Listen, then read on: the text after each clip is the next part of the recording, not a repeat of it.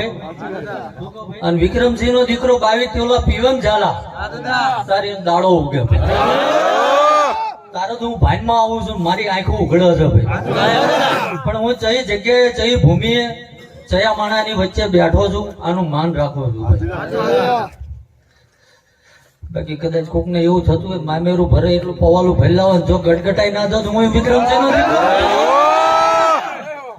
આ પવાલું ઓછું પડે ભાઈ, પણ હું મારી ભાન ભૂલી નહીં ધૂણતો ભલા માણસ. 4 કે 6 નું વ્યાણ હતું વિજયસિંહ, 1 કે 3 નો વધાવો માંગ્યો હતો, પણ આ તો શું જગત ને આનંદ કરાવવા આવ્યો છું ભાઈ. તમે કે મેં ભાઈ દોરા ધાગાનો વૈણાનો કે પ્રસાદના નિમિત્તનો આઠાનો લીધો નહીં ભાઈ, કે શરીર વેચીને તો ગુડી કાય પૈસા કમાય છે, જો આ રાજપૂતના દીકરાના લોહીના ટીપાની કિંમત કરીએ પરગડા વળવો નકામો પડે. કઈ બતાવતો નહીં વિજયસિંહ, ચાલા 5 વર્ષ મારામાં ધોડ્યા હતા ને ભાઈ. વિજયસિંહ 7 દી અગાઉ મારે કીધું હતું કે 1 તારીખે એમ નહીં આવી 30 તારીખે આવશું. શું કહો ભાઈ? એનું કારણ હતું ભાઈ, હિસકા બેહવા નતા ગયા ભાઈ, પણ જગત જાપે ઉભું રહ્યું વાદા હમો જોઈને હિસકા નાખતું હતું ને ભાઈ, કે આજે આમની આબરૂ જવાની ભાઈ. શું કહો ભાઈ?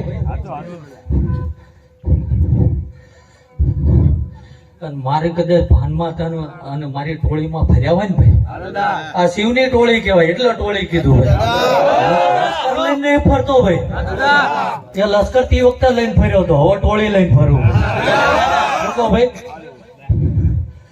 અને જગત વાદળા હમું તાકી રહ્યું હતું ભાઈ, કે આવડા રેતી ભર આગુ પાછું થાય આમની આબરૂ જવાની ભાઈ.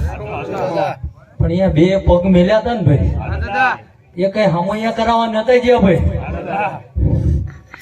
પણ હાચા ભાવન હાચા વાર્તે દોડ્યા હોય ને ભાઈ, અને દુનિયા તમારી આબરૂ ઉતરે એનું રાહ જોઈને બેઠી હોય, મહાદેવના ઘરે કદાચ સભા ભરીને બેઠો ને પાળીઓ નાખીને જો વરસાદ બંધ ના કદો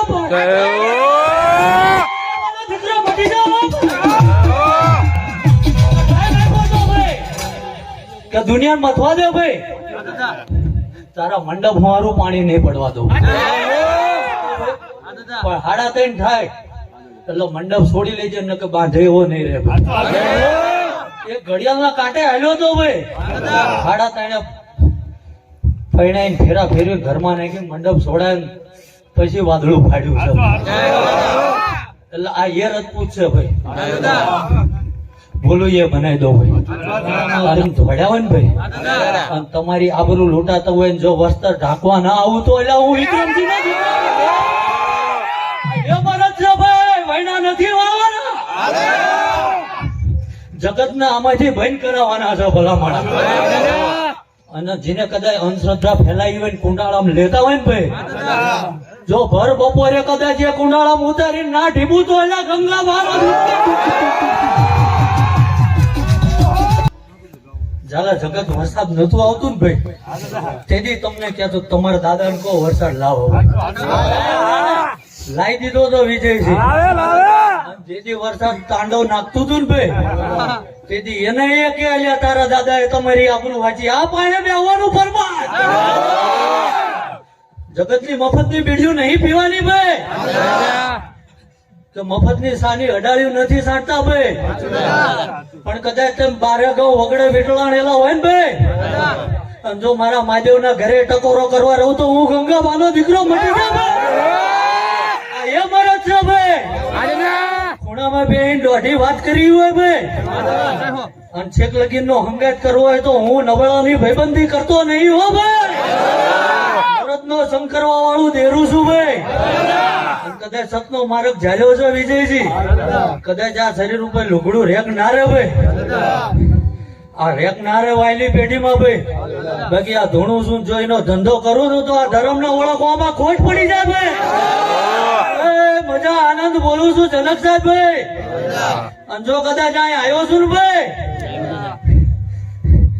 એ પોખરણ ના પીર ને મળીને ભાઈ, જુનાગઢ ની તળેટીએ જઈને ભાઈ, જો આજ નવનાથ નો ચીપ્યો ખોડી ના જતો રોજ મારું આ આવું નકામું. મજા આનંદ બોલું છું કઈ ભાઈ ઘૂઘરા નથી ખકડાવાના વિજયસિંહ દોઢું બોલો તો રાતના 12 ટકોરા હાકડું ખકડાવાની ઘૂઘરા ને